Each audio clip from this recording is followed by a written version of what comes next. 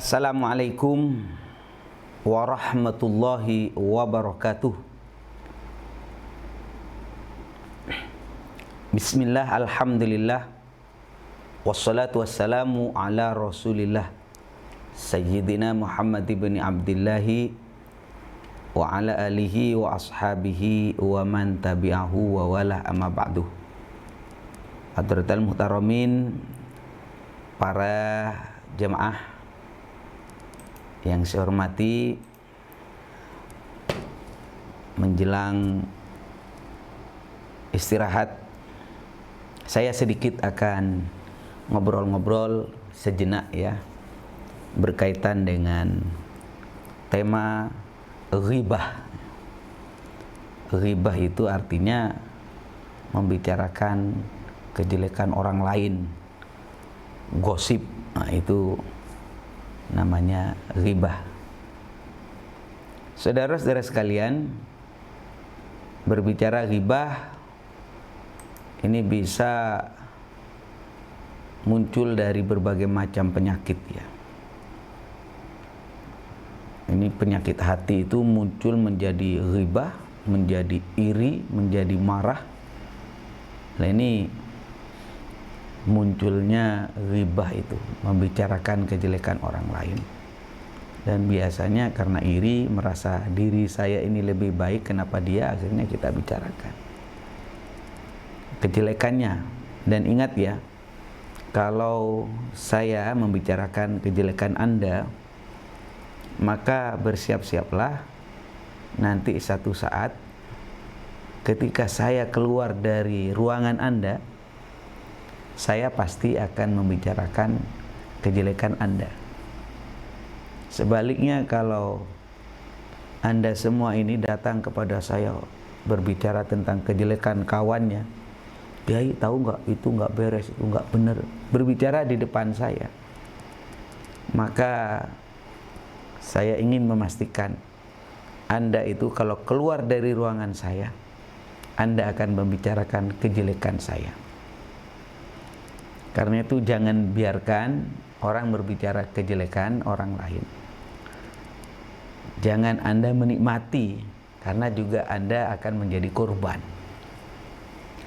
Saudara-saudara sekalian, awal mula dari ghibah, kenapa harus dilarang?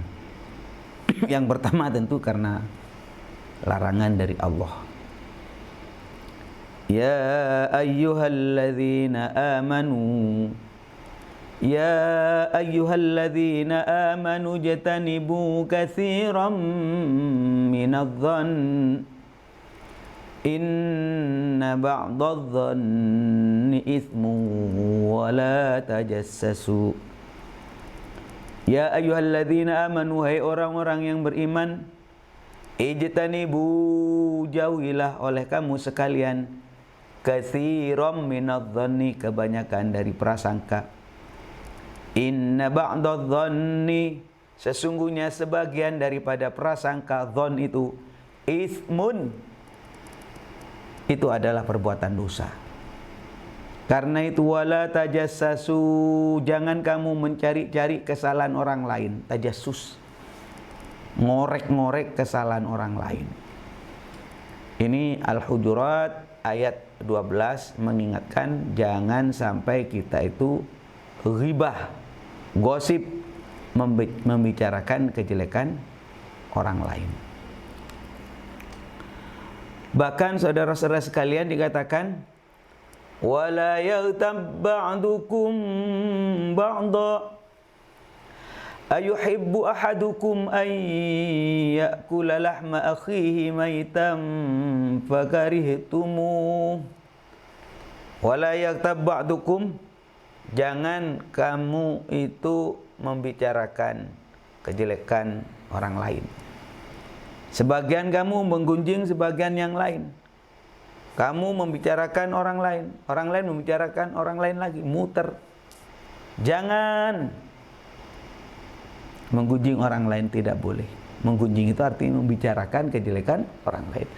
Ayuhibbu ahadukum ayyakula lahma akhihi maitan fakarihtumu. Apakah kamu senang? Apakah kamu suka memakan daging mentah saudaramu, daging saudaramu yang sudah mati dimakan oleh kamu. Naluri manusia mengatakan tidak, kita jijik. Fakarihtumu, maka tentulah kamu merasa jijik. Ini saudara-saudara sekalian, artinya ghibah itu dilarang, tidak bagus, tidak baik. Bagi yang melakukan, bagi yang mendengarkan juga tidak baik. Apa makna daripada ghibah atau gosip itu, saudara? Jadi misalnya di dalam Sahih Ibnu Hibban itu dijelaskan juz 24 halaman 447. Diceritakan atadaruna mal ghibah. Rasulullah bertanya kepada para sahabat, para sahabat, tahukah engkau apa ghibah itu? Qalu Allah wa rasulu a'lam. Allah dan Rasulnya paling tahu. Jadi para sahabat itu kalau Rasulullah bertanya begitu, para sahabat mengembalikan kepada Nabi. Itu tawadhu namanya. Enggak sok tahu para sahabat. Maka Rasulullah menjawab, qala dzikruka akhaka bima yakrahu. Yang dimaksud dengan ghibah adalah kamu menyebut saudaramu, menceritakan saudaramu alias orang lain dengan sesuatu yang dia tidak sukai. Misalnya temanmu nyolong, sudah nggak ada yang tahu, sudah ngumpet-ngumpet, malah dia sudah tobat. Sama kamu dibuka, dikorek-korek, diceritakan, diposting di mana-mana. Waduh. Qala araita in kana fi akhi ma'kul. Ada sebagian bertanya, kira-kira kalau apa yang saya ucapkan memang benar-benar ada Nabi, memang kenyataannya begitu, dia ngebrengsek misalnya, dia nyolong misalnya, dia berbuat maksiat, kalau kita ceritakan ya memang realitanya begitu, bagaimana? Maka saudara-saudara sekalian, Rasulullah menjelaskan, qala fa in kana fihim taqul faqad tabtahu. Kalau apa yang kamu ucapkan itu memang benar-benar terjadi, memang sesuai dengan kenyataan, itu namanya kamu ghibah. Itu namanya kamu gosip. Membicarakan kejelekan orang lain tidak boleh. Jangan jadi pekerjaan, cari makan dari ghibah. Membuka aib orang, jangan.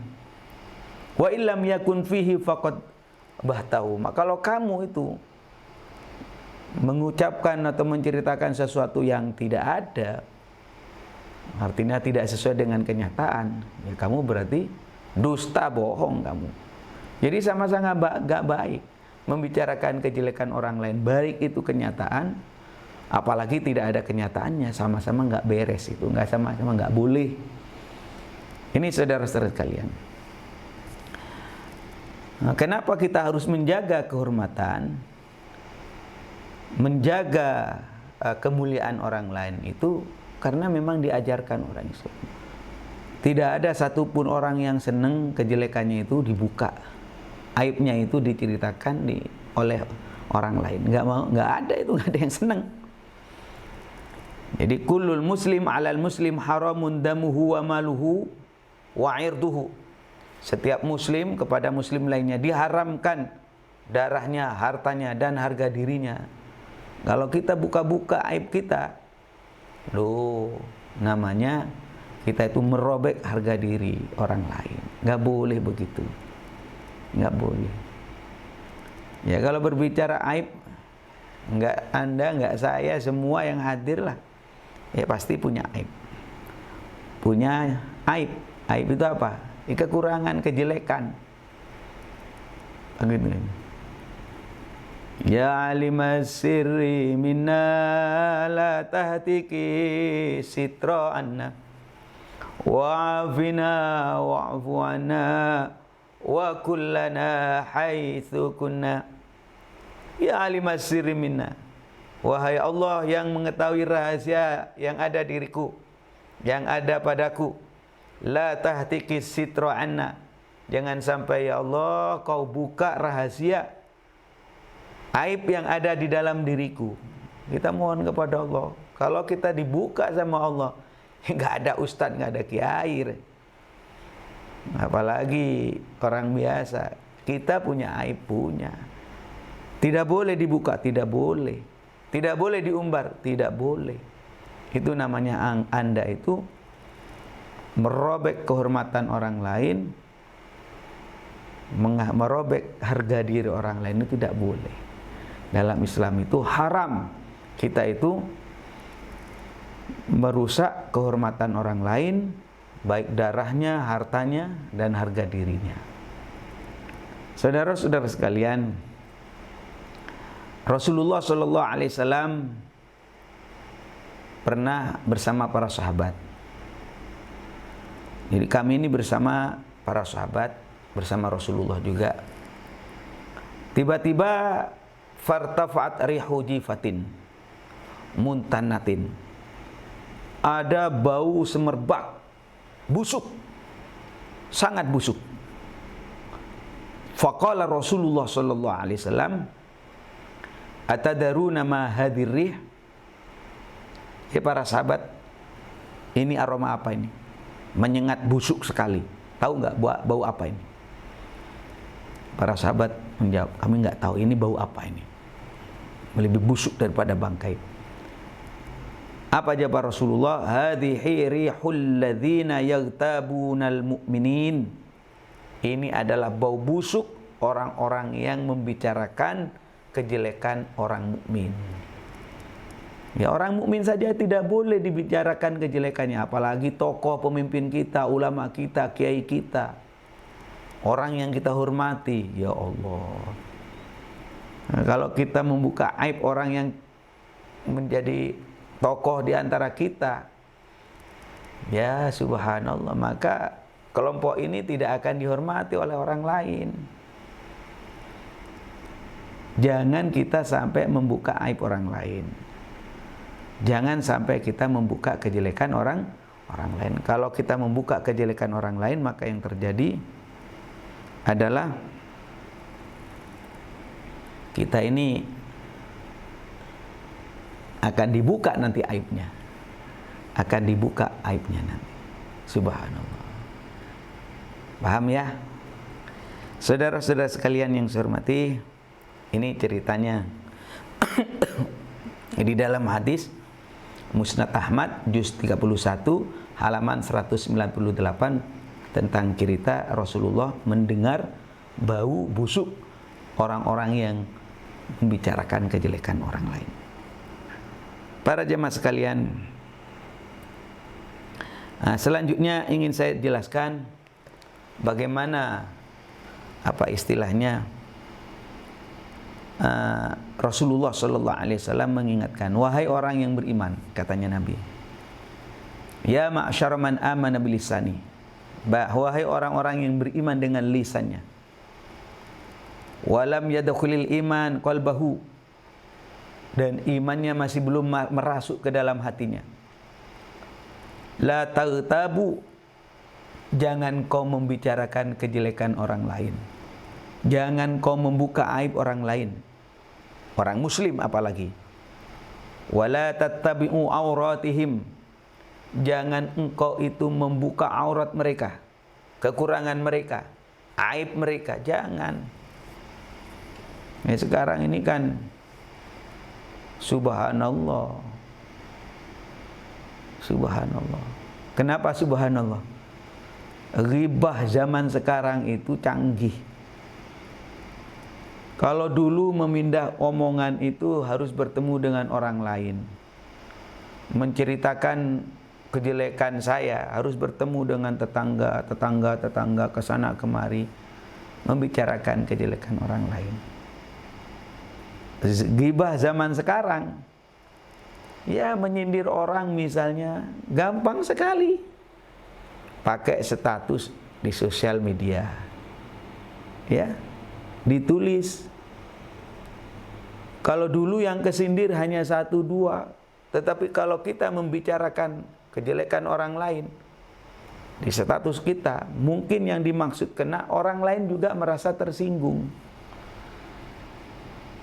Jadi hati-hati. Jangan sampai kita itu demen membicarakan kejelekan orang lain. Ini ghibah zaman now ini. Kadang-kadang kita tidak terasa ya, tangan kita menulis ya di status atau bahkan menulis ungkapan-ungkapan di dalam sebuah grup WA atau di Facebook atau di Instagram, di Twitter dan seterusnya, di sosial media. Ya, kita ringan-ringan saja, padahal naudzubillah. Banyak orang hancur harga dirinya oleh sebab tulisan Anda dan Anda tidak merasa itu. Jadi sekarang ini tangan ini. Kalau dulu mulutmu adalah harimaumu, nah sekarang tanganmu adalah harimaumu, jemarimu itu. Kalau dulu mulutmu harimaumu, sekarang saya katakan jarimu adalah harimaumu. Bisa menerkam kita nanti. Ya untung sekarang itu ada undang-undang berkaitan dengan IT itu. Kalau kita melanggar, ada kena delik pidananya. Ngeri Pak. Waktu kecil saya itu kalau membaca surat Yasin yang berisi tentang Al-yawma nakhtimu ala afwahihim wa tukallimuna aydihim wa tashhadu arjuluhum bima kanu yaksibun. Besok di hari kiamat tangan kita ini al-yawma nakhtimu ala afwahim, mulut kita dikunci. Wa tukallimuna aydihim, tangan kita besok yang justru berbicara. Wa tashhadu arjuluhum, kaki kita yang akan menjadi saksi. Bima kanu yaksibun, terhadap apa yang pernah kita lakukan di dunia. Waktu dulu, waktu kecil, saya membaca ayat ini ya percaya saja bahwa besok kita akan dikunci mulutnya yang berbicara tangan. Masa waktu kecil loh ya, tangan kok bisa berbicara? Bagaimana kok bisa tangan berbicara? Sekarang nyata. Nyata bagaimana? Sekarang itu kita lihat bagaimana heboh dunia ini oleh sebab tangan kita. Begitu semangat memposting sesuatu yang kadang-kadang belum tentu kebenarannya. Diposting di grup. Mau tabayun. Kenapa? Apa benar berita ini? Sudah diposting di grup, anggotanya 200 orang. Berarti orang membaca itu. Kalau sudah membaca, kita tahu likulli sakit lakit. Setiap sesuatu yang jatuh ada yang memungut. Sudah diposting, ada yang percaya. Di situ langsung, karena yang memposting itu adalah grup ustadz, grup kiai, berarti sesuatu yang benar. Diposting lagi, mungkin ada yang memungut. Disampaikan ke keluarganya, muter nggak karu-karuan. Subhanallah. Jadi bahaya ghibah ini Pak. Malah ada keterangan ghibah itu dosa besar, lebih besar daripada berzina dengan ibunya. Ngeri. Jangan sampai kita demen ghibah, demen gosip ya. Jadi tidak akan kita itu mulia, tidak akan kita akan menjadi baik oleh sebab membicarakan kejelekan orang lain. Ingat itu. Jadi rumahmu tidak akan menjadi bersih, tidak akan menjadi indah oleh sebab kamu tiap hari itu melempar kotoran ke tetangga. Melempar kotoran ke rumah tetangga sebelah. Kita lempar dengan kotoran, kita lempar dengan air cembaran. Tetangga kita, tetangga sebelah kita. Pertanyaannya, sedangkan kamu tidak pernah menyapu, tidak pernah membersihkan rumahmu sendiri. Apakah rumahmu makin bersih? Tidak. Rumahmu tidak makin bersih oleh sebab kamu melempar kotoran kepada orang lain. Ini saudara-saudara sekalian. Saudara, karena itu mari bersama-sama berikhtiar ya, agar kita ini tidak membicarakan kejelekan orang lain. Tahan, memang enak rasa-rasanya, memang enak, kayak legit gitu. Kalau kita membicarakan orang lain seakan-akan kita sudah menjadi bersih. Padahal tidak. Saudara yang saya hormati, itu bahayanya ghibah zaman sekarang. Ada cerita seorang kiai didatangi oleh seorang santri. Santri ini minta maaf. Assalamualaikum Pak Kiai. Salam, ada apa? Saya minta maaf ke Pak Kiai. Kenapa kok minta maaf? Saya telah membicarakan kejelekan Kiai. Iya. Ya, saya maafkan. Saya maafkan. Kamu telah membicarakan kejelekan saya maafkan. Tetapi sebelum saya maafkan, kamu bisa ambil pelajaran dulu. Oh ya Pak Kiai. Coba kamu bawa ini kemoceng. Kemoceng itu yang untuk membersihkan, yang dari bulu ayam, kadang bulu angsa. Kamu bawa ya ke pasar sana. Di perjalanan pulang pergi kamu cabut-cabutin itu kemoceng itu, bulu kemoceng, cabut-cabutin, buang. Ya. Sampai ke pasar, buang-buangin. Sampai ke pasar kamu kembali. Setelah itu kamu pungut kembali bulu-bulu yang sudah kamu buang itu. Ya. Akhirnya setelah kiai itu memberi arahan begitu, si santri itu berangkat menuju pasar sambil dia buang bulu-bulu. Kembalinya mungutin bulu-bulu itu ya memang ada sih sebagian yang bisa dia pungut, tapi rata-rata sudah terbang kemana-mana. Bulu itu sudah terbang ke mana-mana. Akhirnya dia bawa pakai tas kresek, cuma dapat sedikit.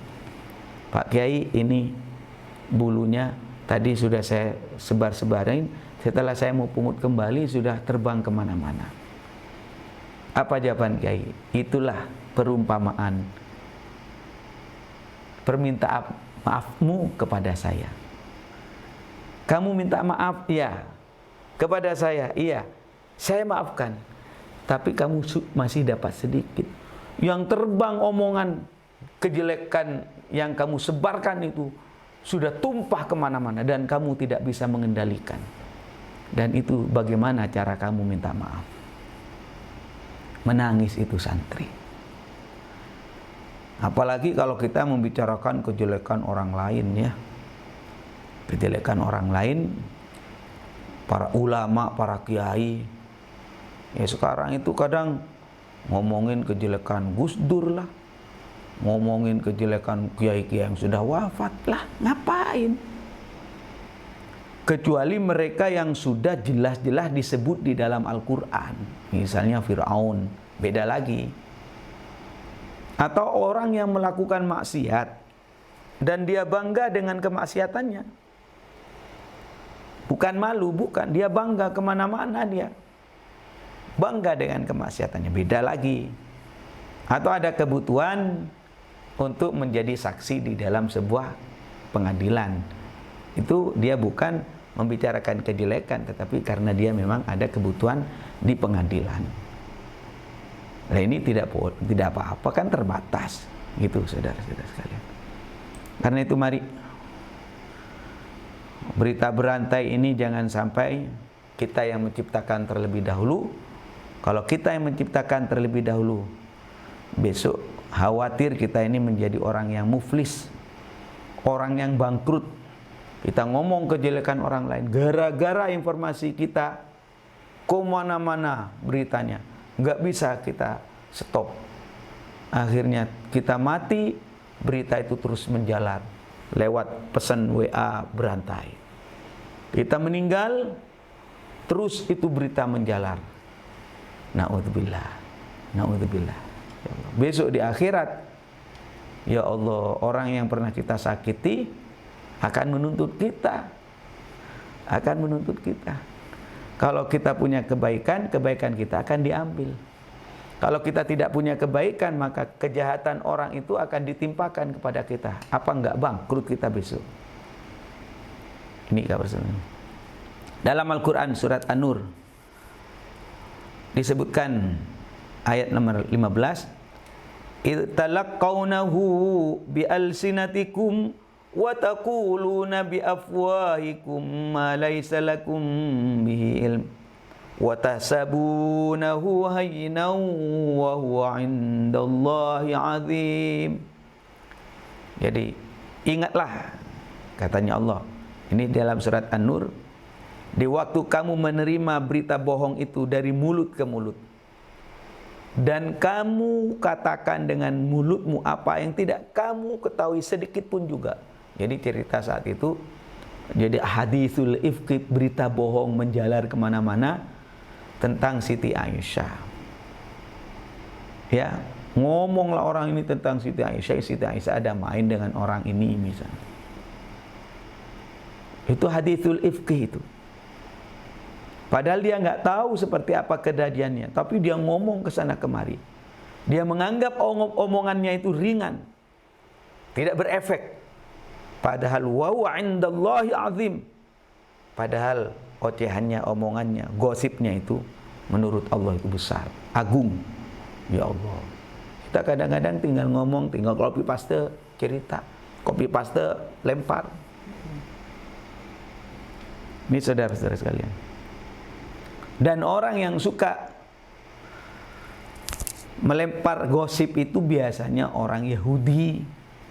Kok menuduh Pak Kiai? Enggak, katanya Al-Quran, wa minal ladzina hadu samma'unal kadhibi samma'una liqaumin akharin. Dan juga di antara orang Yahudi itu amat suka mendengar berita-berita bohong dan amat suka mendengar perkataan-perkataan orang lain yang belum pernah datang kepadamu. Sehingga kadang-kadang mereka itu membuat bisnis, menjadikan bisnis gosip, ya, bahkan menekan orang, nakut-nakutin orang dengan berita bohong. Bisa makan dari situ, ya makan itu. Tapi awas, Allah Subhanahu wa ta'ala pasti membalas, dunia bahkan di akhirat. Jadi senang share berita palsu itu. Dikatakan innal ladzina yuhibbuna an tashi'al fahishata fil ladzina amanu lahum adzabun alimum fid dunya wal akhirah.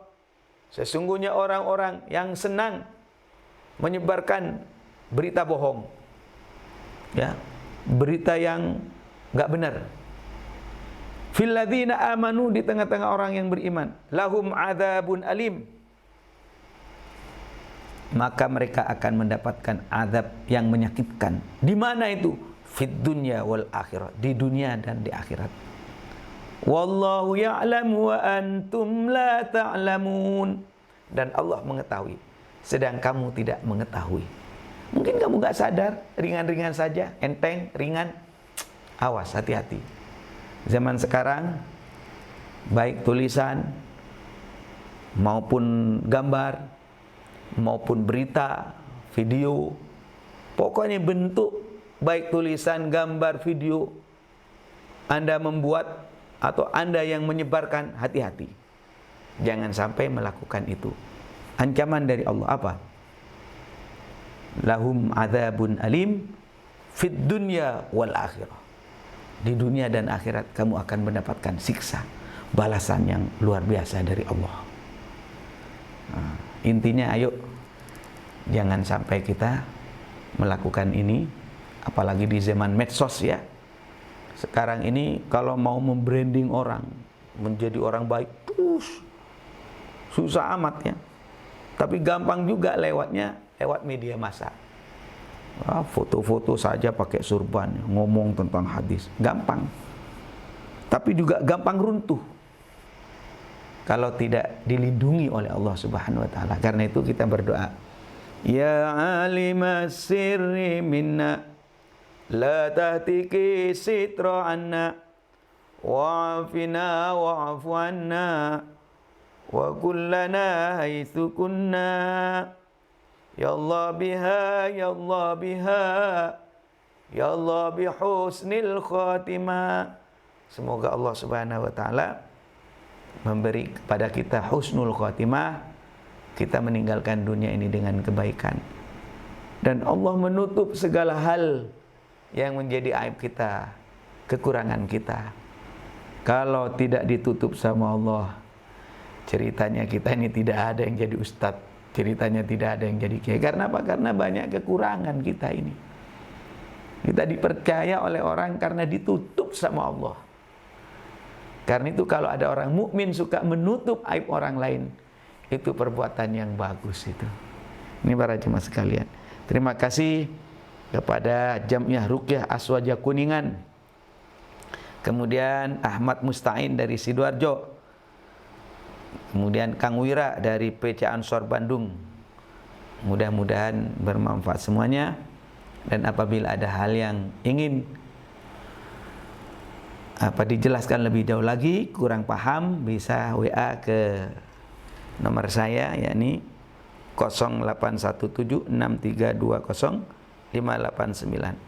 dan materi berkaitan dengan apa yang saya sampaikan nanti bisa saya berikan kepada para peserta pengajian yang malam ini hadir. Terima kasih semuanya, dan saya lihat walaupun tidak banyak ada yang mengikuti pengajian ini.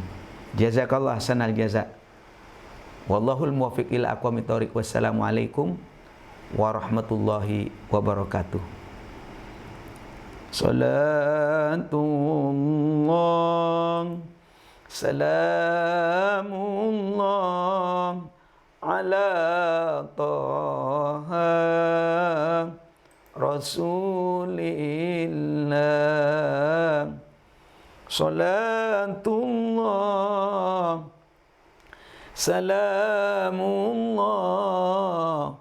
ala yasin habibillah.